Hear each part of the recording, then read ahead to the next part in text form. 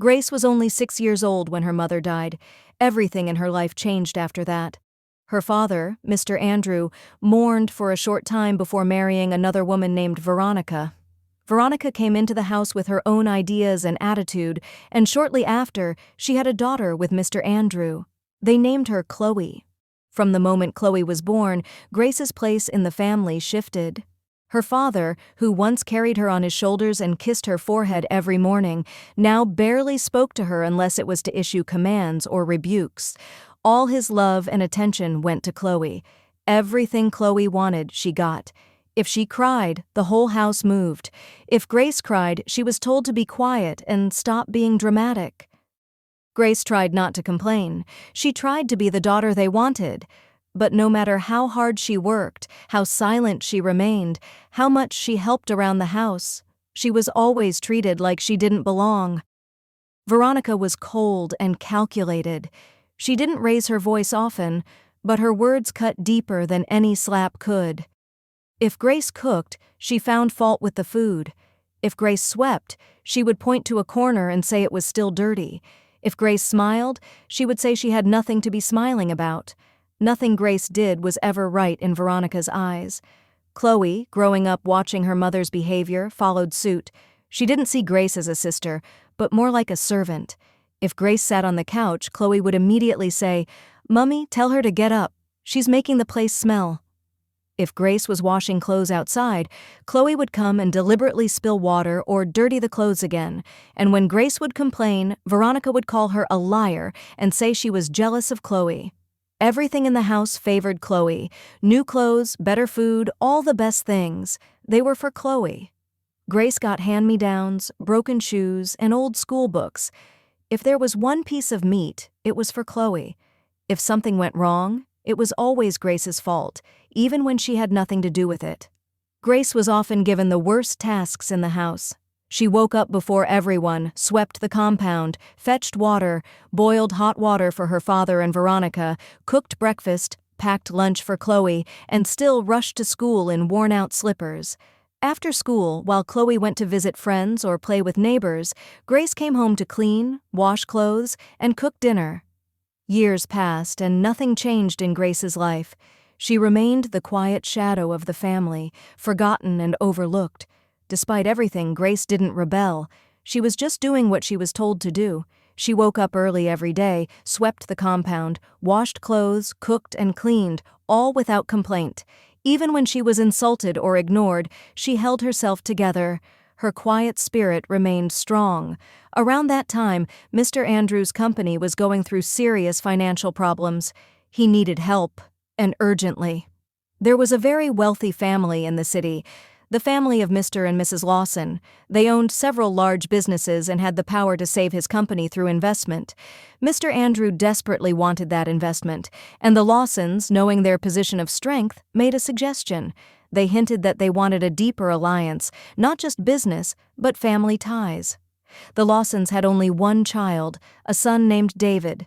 David was tall, good-looking, but very arrogant. He had grown up rich and spoiled, always getting whatever he wanted. He had no patience for anything simple or plain. He was proud, and he knew it. When the possibility of tying the two families through marriage came up, Veronica and Mr. Andrew were quick to offer Chloe. They didn't even consider Grace. They acted as if Chloe was their only daughter. There was no mention of Grace, no picture, no introduction. They dressed Chloe in the finest clothes, bought her perfumes, gave her beauty treatments, and trained her on how to behave in front of David. Chloe was thrilled. She saw it as a chance to elevate herself further. She started dressing more fashionably, changed her hairstyle, and even began practicing how to speak and laugh in a way she believed David would find attractive. She became obsessed with impressing him, always asking her mother for advice on how to charm him. The day the Lawsons visited the house, everything was perfect. Chloe wore a fitted gown and jewelry. The house was sparkling clean. Veronica had given Grace strict instructions to stay far from the sitting room. But as Grace moved quietly through the house, heading toward the back to carry water, David noticed her. He watched as she walked past, wearing a faded dress, her hair simply tied back, carrying a heavy bowl. She didn't look up or try to get attention. She was just doing her work, as usual. "Who is that?" David asked suddenly. Veronica smiled stiffly. "Oh, don't mind her," she said quickly. "That's just one of our helpers. She's not part of the family." Mr. Andrew added, "She's just staying with us." "Focus on Chloe. That's who we wanted you to meet." David didn't ask further. He shrugged and turned his attention to Chloe. Plans were made. Meetings were held. Chloe's excitement grew. She told all her friends she was about to marry into wealth. Veronica started behaving like a queen already, acting as if her daughter's marriage had already brought riches into the family. Mr. Andrew even began giving instructions at his company with new confidence, assuming the Lawsons would soon invest heavily. Everything was set. The engagement announcement was only days away. Then tragedy struck. David was involved in a terrible car accident on his way back from a trip. The car somersaulted several times. Though he survived, he sustained serious spinal injuries. When the news reached Chloe and her family, panic spread. David was now in a wheelchair. The doctors said he might never walk again. Suddenly, Chloe's attitude changed completely. She locked herself in her room for hours. She refused to talk to anyone. She cried and shouted at her mother. "I won't marry him," she screamed. "I didn't sign up for this. I can't marry a cripple." Veronica tried to calm her down, but she was equally disturbed. Her plans were falling apart. Mr. Andrew was furious. "You don't have a choice," he barked. "This is our future. You will marry him." But Chloe refused. She began avoiding David's calls. She told her mother to find a way to cancel everything. All of a sudden, the same David she had been chasing became invisible to her. She no longer wanted anything to do with him, and David noticed. He saw how she no longer visited. She stopped replying to messages. When she finally did come, she looked uncomfortable and disgusted by the wheelchair. He didn't need to be told twice. He knew she had changed. Veronica and Mr. Andrew sat together in the sitting room, tense and quiet. Chloe had made it clear she was not going to marry a man in a wheelchair. She said she'd rather stay single than be tied to a cripple. Veronica muttered angrily, folding her arms. Mr. Andrew was pacing the floor, his face twisted in frustration. "This is a disaster. We were counting on this marriage. If this alliance falls apart, the investment is gone, and the company will collapse." They sat in silence for a while, thinking. Then Veronica slowly turned toward her husband and said, What if we give them Grace instead?" Mr. Andrew frowned. "Grace?" "Yes," she said quickly, her voice growing firm. "Look, Chloe doesn't want him anymore, but we still need this alliance, and Grace is still part of this family, isn't she? We can say we had 2 daughters, and Chloe is no longer available. We'll present Grace. It's still a marriage tie. It still works." Mr. Andrew hesitated. "But she's not... we've never..." "She's still your daughter," Veronica cut in. "Whether we like it or not, it would still count. Let's stop pretending. If she can serve this purpose, let her do it. We'll give her to them. That will solve the problem." They both agreed. The same Grace they had always treated as no one, the same girl they once told David to ignore, was now suddenly important. All of a sudden, she was part of the family. They didn't ask for her thoughts. They didn't give her a choice. They simply arranged everything behind her back, then sent word to the Lawson family that Chloe was unavailable due to a personal issue. But they had another daughter, Grace, who was ready for marriage. The Lawsons accepted the new proposal. David didn't really mind. He didn't know Chloe well anyway, and after the accident he had too many things troubling his mind. His pride was wounded. His body was weak. He was no longer the confident, arrogant man who walked into rooms with power. He was in a wheelchair now, adjusting to a life he never imagined. He wasn't thinking about love. He just wanted peace and support, and if the arrangement still kept his family happy, he agreed. When Grace was finally told, it was not a request. Veronica and Mr. Andrew called her into the living room one evening. They didn't ask her to sit. They didn't look at her like a person whose life they were about to change. "You will marry David," Veronica said flatly. Grace blinked in confusion. David, the man Chloe was supposed to marry? Yes, Mr. Andrew said. Things changed. He had an accident. Chloe doesn't want him anymore, but we still need this alliance. You're still part of this family, so you will go in her place. Grace's heart began to race. But I don't even know him, she said softly. I haven't spoken to him. I didn't get to know him. I'm not interested. You don't need to know him, Veronica said coldly. This is for the family. Do you think your opinion matters here? We're telling you, not asking you. You will marry that man. That's final. Grace looked at her father, hoping for mercy. But his face was unreadable. He simply said, You'll do it. That's all. Just like that, it was settled. They went ahead and organized the marriage. No one asked Grace how she felt. No one checked if she was ready. No one cared that she was being handed over to a man she didn't know.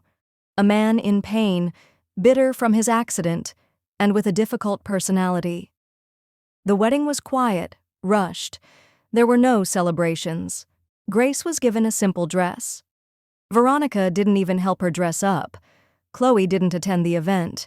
Grace felt like she was being sent away, again, just like before. Now she was married to David, and from the beginning it was tough. David was not a simple man. He was proud, impatient, and angry, mostly at himself. He hated feeling weak, and he often lashed out. He didn't speak kindly. He didn't say thank you. He ignored her most times, and when he did speak, it was with irritation. He refused her help even when he needed it. He would snap at her, "Don't pity me," whenever she tried to assist. Grace found herself in a home where she was unwanted again, not by wicked in-laws this time, but by a broken man who had been forced to marry her out of circumstance. She cooked for him, cleaned his room, helped him sit, and did everything without a word. And just like before, she did not rebel. She didn't shout or argue. She just did what she was told to do. But this time it hurt even more, because it was her own family that had betrayed her, used her like an object to fix their problems, and married her off without a single thought for her heart. And she was now bound to a man who didn't love her, didn't want her, and didn't even try to hide it. But because Grace was so humble, so quiet and respectful, she tried her best to help David, even though he wasn't easy to live with. She was there for him, every day without complaint. She would wake up early, make sure he was bathed and fed, help him through his exercises, and sit beside him when he felt low or angry. She never insulted him, never raised her voice. She listened, helped, and stayed beside him in silence when words were too heavy. And slowly, David began to see her, truly see her. He started noticing the beauty in her simplicity, how graceful she was even in silence. She didn't try to impress anyone. She didn't talk too much. She didn't complain about how she was thrown into the marriage without a choice. And yet, she gave everything she had. David saw how beautiful she was, not only on the outside, but deep within. The kind of beauty that stays with you when everyone else walks away. He started to like her very much. Little by little, his coldness melted. He began to talk to her more. He asked about her past, and she shared a little, not to gain pity, but just because he asked. He realized how much she had been through, how much pain she carried without ever letting it harden her. He began to smile when she walked into the room. He started thanking her. He would say things like, "You don't have to do this," and she would smile gently and say, "I know, but I want to." And one day, he told her, "Grace, you're not just my wife by arrangement. You've become my peace." Their relationship blossomed. From strangers forced into a painful marriage, they became real friends, then best friends, then lovers. They fell in love, slowly but deeply. David changed a lot. The arrogance he once carried was replaced by humility and appreciation. He began to speak with calmness. He smiled more. He laughed with grace. He watched her every move with admiration. She became the light in his life. And then something unexpected happened. He began to recover. The doctors had said he might never walk again, but with therapy and with Grace by his side every step of the way, he began to improve. His muscles responded, his strength came back, his mind became more focused, more determined. The doctors were shocked at the progress. They said his recovery was beyond what they expected. Slowly, painfully, but surely. David began to walk again. And through all this, Grace never changed. She stayed just as humble, just as gentle, just as caring. David now saw the full picture. He remembered how, the very first day he visited her family, he had asked who Grace was, and they said she was just a helper. Now the same people had presented her as their daughter when it suited them. He realized how they had used her like an object, discarded her, ignored her existence, only to push her forward when their original plan with Chloe failed. He knew they never treated her with the respect she deserved, and he promised himself that he would never repeat their mistake. David made it a mission to treat Grace the way she should have been treated her entire life, with love, with kindness, with protection, with dignity.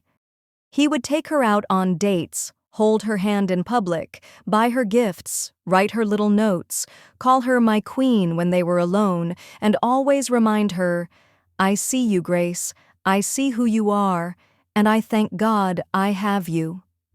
Word began to spread. People in the community talked about how David had recovered, how he had become a better man, how he loved his wife so openly, how Grace was now being treated like royalty. Everyone who once looked down on her began to admire her, and eventually, the news reached the ears of Mr. Andrew, Veronica, and Chloe. They were shocked. David was walking again, the same David Chloe had rejected, the same David she said she could never marry because he was in a wheelchair. And now, not only was he walking, he was rich, powerful, respected, and head over heels in love with Grace. Chloe couldn't believe it. She stormed into the sitting room one morning and shouted, "Mummy, that man was meant for me. It's me he was supposed to marry. That was my husband." Veronica was quiet, confused, unsure what to say. Chloe began pacing the floor, her voice rising. "They said he wouldn't walk again. That's what they told us. And now look at him. He's strong again. And look at the way he pampers Grace. Everyone is talking about how she's glowing, how he treats her like a queen." Her jealousy burned hot. She remembered how David had once noticed Grace that first day and asked who she was, and how they lied and said Grace was nobody. Now she was his everything. Chloe clenched her fists and said, "I want him back. That man is mine. This marriage was meant to be mine." But it was too late, because the man she once rejected for being in a wheelchair had fallen deeply in love with the woman she and her mother had treated like a maid, and now no one could separate them. Mr. Andrew, Veronica, and Chloe could not stay still after hearing how David had recovered and how much he loved Grace. Chloe kept repeating the same thing. "That man was meant for me. That was my marriage." So they decided to take action. One morning, they dressed well and went straight to the Lawsons' residence, the same family they once tried to impress. This time, they were not carrying gifts. They were carrying desperation. When they arrived, they were received by Mr. and Mrs. Lawson. Chloe sat quietly while Mr. Andrew did the talking. "We are here to correct something," he began. "You see, the original arrangement for the marriage was with our daughter, Chloe, but because of some confusion, we ended up giving you Grace."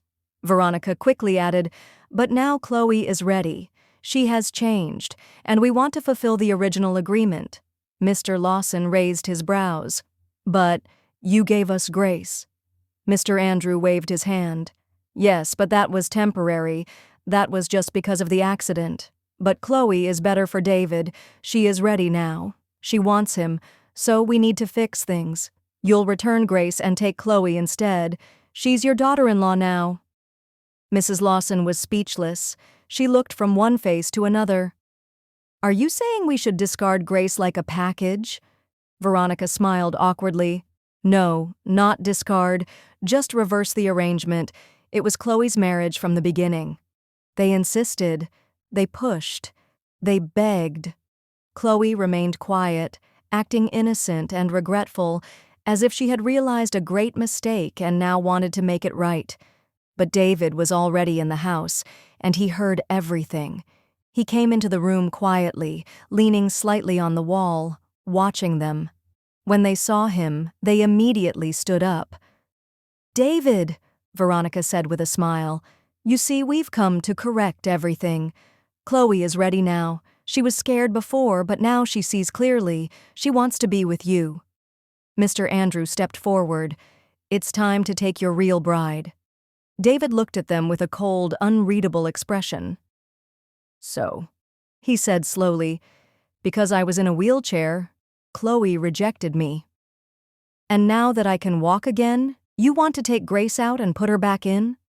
They didn't answer. He turned to Chloe. "The first time you heard about the accident, you said you couldn't marry a cripple. You ran. You hid. You were ashamed of me. But now that I'm walking again, now that people are saying I'm strong again, you remember I exist." Chloe lowered her eyes. David continued, "Let me make something very clear. I am not a thing you can pass around. I'm not a title or a prize. You may have arranged this marriage for business, but something happened that none of you expected.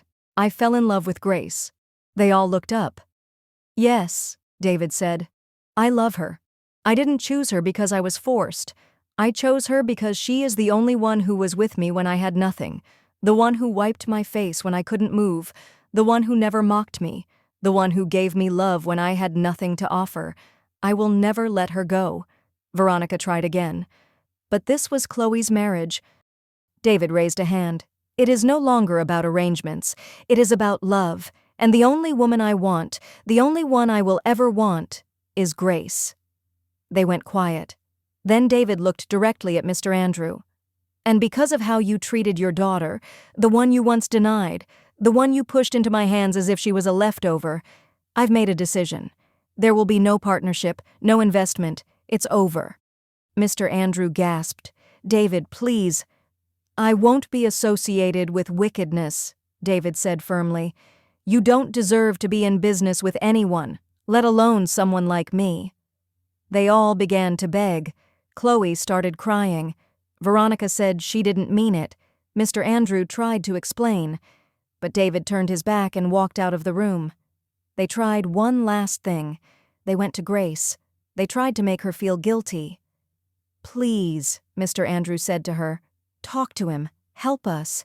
We need this partnership. Just tell him to reverse the decision. At least help the family." But Grace stood calmly and looked at the three of them. "I didn't ask for this marriage," she said quietly. "I didn't choose David. You forced me. You never cared what I wanted. Now you want me to help you?